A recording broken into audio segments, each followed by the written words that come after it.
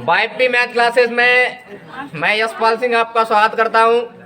देखिए, आज हम पढ़ रहे हैं आपकी कक्षा 10 की प्रश्नावली 8 त्रिकोणमिति का परिचय। और कल की क्लास में हमने बताया था त्रिकोणमिति के कुछ सूत्रों के बारे में, परिचय के बारे में हकीकत कल बताया था। आज तो उससे अध्ययन कर रहे हैं।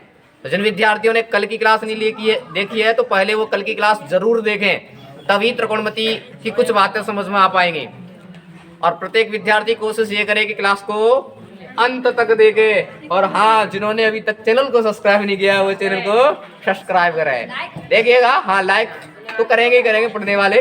इधर देखिएगा क्या कहा गया है कि एक त्रिभुज एसीबी में, अब गौर से सुनेंगे और लिखना अब बंद करेंगे, पेन डाउन हो जाना चाहिए। और इधर देखो, एक त्रिभुज एसीबी में सी कोण समकोण है और ए बी बराबर 29 इकाई और बीसी बराबर 21 इकाई है और एसीबी थीटा है। कौन है एसीबी?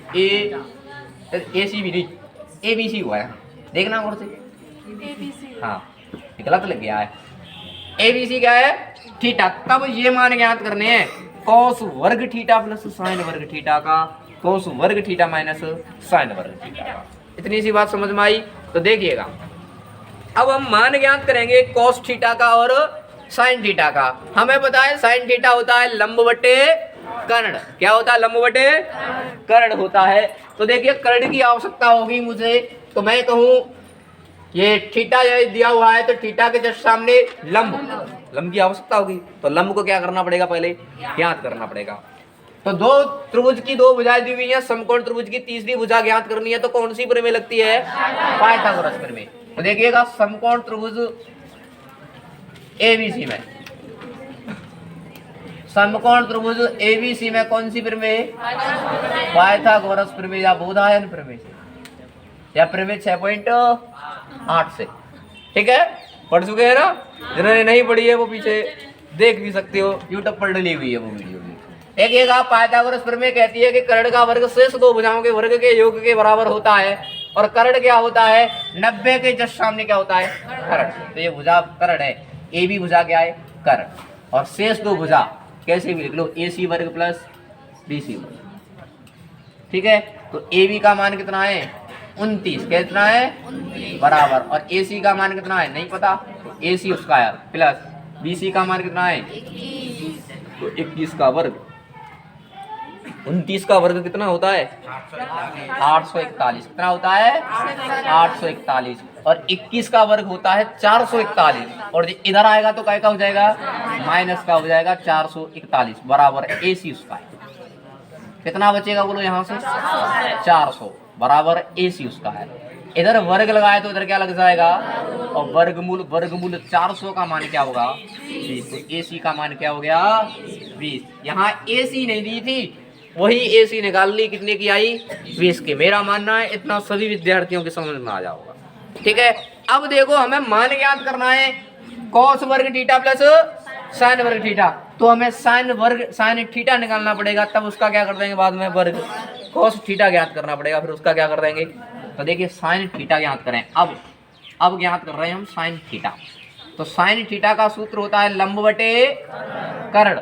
तो ये तो क्लियर हो गया कि ये थीटा है, थीटा के सामने लंब और लंब के सामने शेष भुजा आधार कहलाती है। तो बताइए, लंब का मान कितना हो गया? 20 और कर्ण का मान कितना हो गया? 19।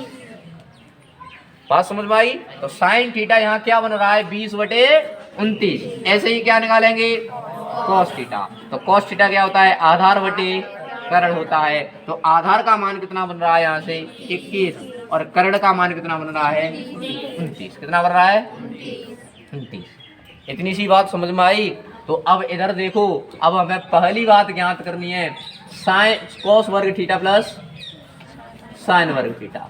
कॉस वर्ग थीटा प्लस साइन वर्ग थीटा। अरे ये बात समझ में? तो देखिए, कॉस का मान कितना है मेरे पास? 21/29। कितना है? 21/29। और वर्ग करना है तो वर्ग लगा दिया, प्लस साइन का मान कितना है? 20/29 और वर्ग लगाना था तो वर्ग लगा दिया। बात समझ में आ रही है? हाँ जी, समझ में आया? साइन का मान लिखा 20/29 और कॉस का मान लिखा 21/29, वर्ग लगाए तो दोनों पे वर्ग लगा दिया। अब इसको हल करेंगे तो देखिए 21 का वर्ग होता है 441 और 29 का वर्ग होगा कितना 841 प्लस 20 का वर्ग होगा 400 और 29 का वर्ग होगा 800।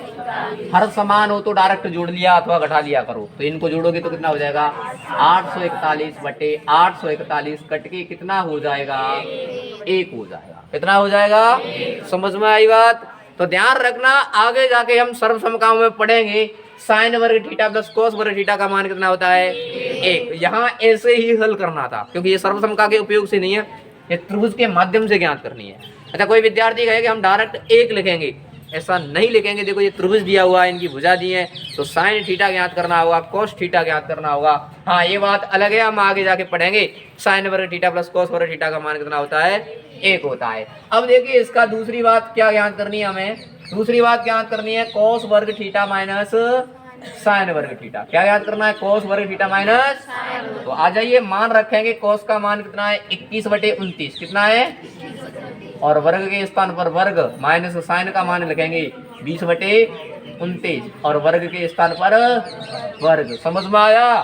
तो 21 का वर्ग कितना होता है 441 और 29 का वर्ग कितना होता है 841 माइनस 20 का वर्ग होता है 400 और 841। 29 का वर्ग कितना होगा, हर समान है तो डायरेक्ट घटा लिया करो, कितना बचेगा 41/841। ये दूसरे का मान हो जाएगा। बोले बात समझ में आई तो देखने वाले विद्यार्थी लिखो और वीडियो को देखने वाले लाइक जरूर करें।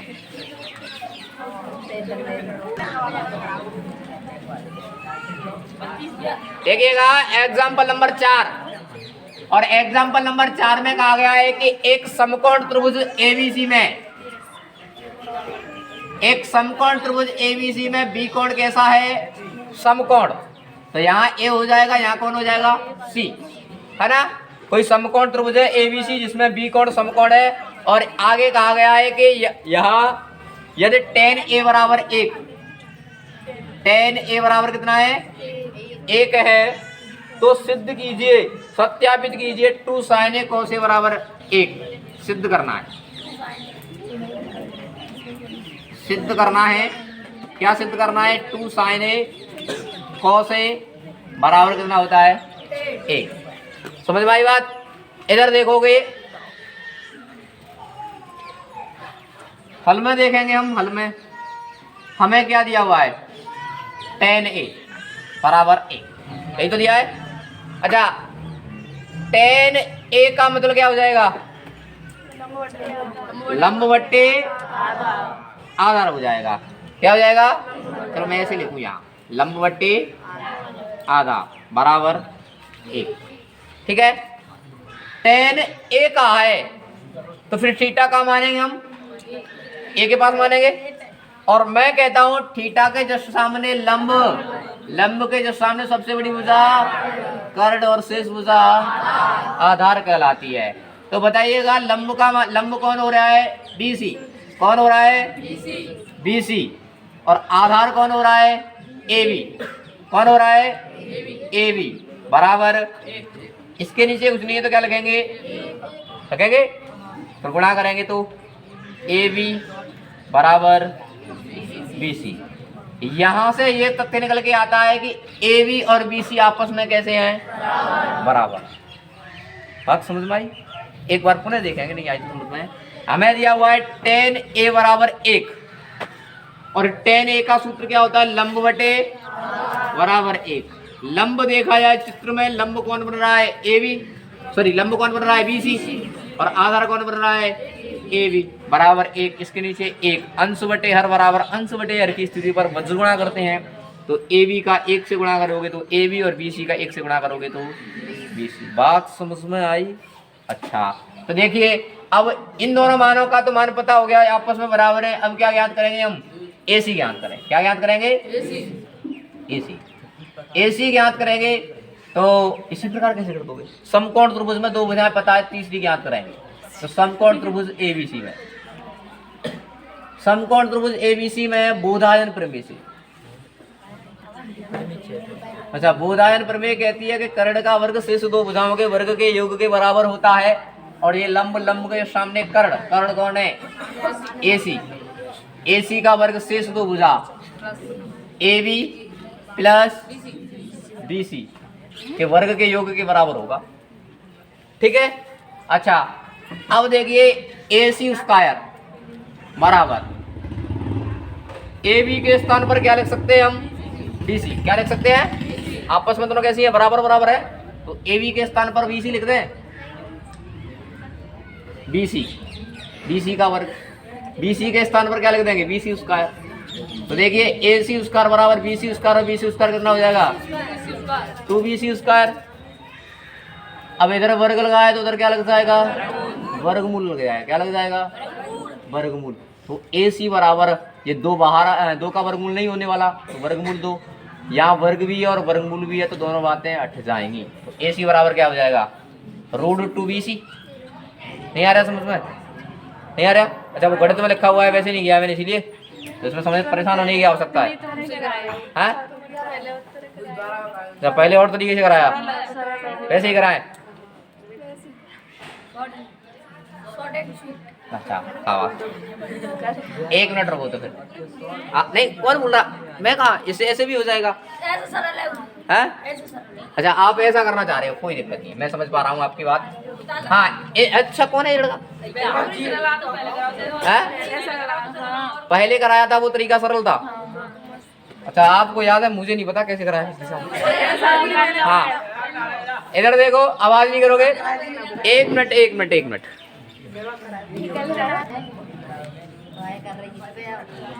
हाँ, अब बात मेरी समझ में आई, आप कैसे करना चाह रहे हो। देखो, ये ऐसे करेंगे, ये हटाइए ऐसे, इधर जा रहे हो, तो यहाँ से BC का मान कितना आ रहा है? 1, और AB का मान कितना आ रहा है? अच्छा, ये चाह रहे हो तो लो, BC बराबर 1 और AB बराबर 1। समझ में आई? अच्छा, BC अपॉन AB है ना, तो 1/1 हो गया। इसका मतलब BC का मान कितना हो गया? 1। AB का मान कितना हो गया? वही बात, यहाँ आ जाओ बस। BC के स्थान पर 1, सॉरी ऊपर। हाँ, AB का मान 1 और BC का मान 1। 1 का वर्ग 1, 1 का वर्ग 1, 1 और 1, इधर वर्ग लगा तो क्या हो जाएगा? वर्गमूल। तो AC का मान कितना हो गया? √2 हो गया, और AB का मान 1 और BC का मान 1 हो गया। नहीं बस आगे ना, हाँ, ये आगे अच्छी बात है। देखो, पुनः सुनेंगे। हमें दिया हुआ है tan A बराबर 1, और मैं कहता हूँ tan A होता है लंब बटे आधार। चित्र से देखें, लंब कौन है? BC, आधार कौन है? AB, और 1 के नीचे 1 लिख लिया ना, तो BC का मान भी 1 हो गया, और AB का मान भी कितना हो गया? 1 हो गया। समकोण त्रिभुज में अब AC ज्ञात करेंगे, तो कर्ण का वर्ग शेष दो भुजाओं के वर्ग के योग के बराबर होता है, तो AB का मान 1 और BC का मान 1, 1 का वर्ग 1 और 1 का वर्ग 1, 1 और 1 2, इधर वर्ग लगा, इधर क्या लग जाएगा? वर्गमूल। तो AC का मान हो गया √2। कितना हो गया? √2। अब देखो, सिद्ध करना है। यहाँ देखें तो हम इसका क्या लेंगे? LHS। क्या लेंगे? LHS लेते सीधा, 2 sin A cos A, है ना। तो 2 के स्थान पर 2, परेशान ना होंगे, अलग से नहीं ज्ञात किया मैंने, अलग से ज्ञात करें। हाँ, तो sin A क्या होता है? लंब बटे कर्ण, cos A आधार बटे कर्ण। तो देखिए, 2 के स्थान पर 2, लंब का मान कितना है? 1, और कर्ण का मान कितना है? √2 इंटू आधार का मान कितना है? 1, और कर्ण का मान कितना है? √2। अच्छा, 2 और √2 में अंतर होता है। हाँ, देखो इधर आ जाओ, 2 1 कम 2, 2 1 कम 2, 2 1 कम, और √2 का √2 से करोगे तो कट पिट के 1। यही क्या है आपका? RHS। तो आप कह सकते हैं कि LHS will be equal RHS। समझ में आई बात? तो देखो,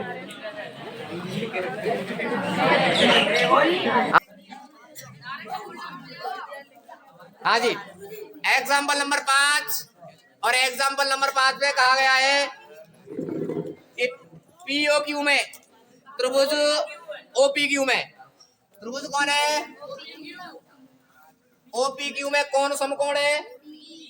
P कोण समकोण है। तो OPQ में कोण P कैसा है? समकोण। और आगे कहा गया है ओपी बराबर 7 सेंटीमीटर, ओपी बराबर 7 सेंटीमीटर। और कहा है O Q minus P Q बराबर 1 सेंटीमीटर है। आकृति दी हुई है, सॉरी, तो ठीक है। साइन क्यू और कॉस क्यू के मान ज्ञात करने हैं। क्या करना है? साइन क्यू और कॉस क्यू के मान ज्ञात करने हैं। देखिए मेरे पास ओपी का मान कितना है? 7। ये दिया है O Q minus P Q, करोगे तो 1 सेंटीमीटर बचेगा, है ना। इधर देखो, अब समकोण त्रिभुज कौन से में? ओपी क्यू में। कौन सी प्रमेय? बोधायन प्रमेय या पाइथागोरस प्रमेय। तो बोधायन प्रमेय से, बोधायन प्रमेय कहती है कि कर्ण का वर्ग शेष दो भुजाओं के वर्ग के योग के बराबर होगा। और मैं कहता हूं लंब के जस्ट सामने क्या होगा? कर्ण। तो ओ क्यू का वर्ग शेष दो भुजा ओपी वर्ग प्लस पी क्यू वर्ग के योग के बराबर होगा। बात समझ में आ गई?